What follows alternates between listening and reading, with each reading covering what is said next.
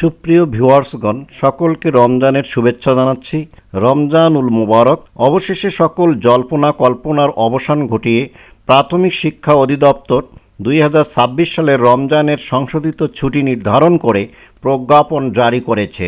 এই প্রাথমিক শিক্ষা অধিদপ্তরের ওয়েবসাইটে এই প্রজ্ঞাপনটি পাওয়া যাবে। এই প্রজ্ঞাপন প্রকাশের তারিখ 18/2/2026। এখানে যা বলা হয়েছে আমি ছবিটি বড় করে দেখাচ্ছি।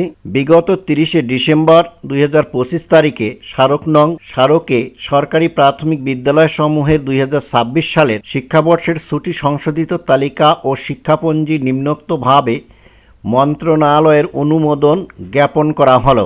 এ রমজানের ছুটি কতদিন হবে এ নিয়ে সকল শিক্ষক ও অভিভাবক এবং শিক্ষার্থীর মধ্যে একটা আলোচনার বিষয় হয়ে দাঁড়িয়েছিল।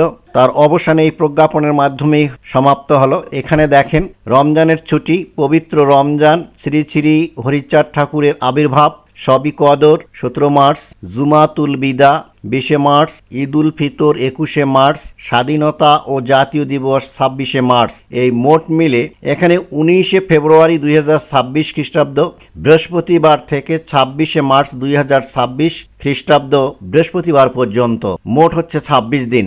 আশা করি প্রাথমিক বিদ্যালয়ের বন্ধ নিয়ে যে জল্পনা কল্পনা ছিল তা সকলের কাছে পরিষ্কার হয়েছে। তো এতক্ষণ আমার সাথে থাকার জন্য সকলকে ধন্যবাদ। আবারও দেখা হবে কোনো এক নতুন ভিডিওতে। সে পর্যন্ত সবাই ভালো থাকুন।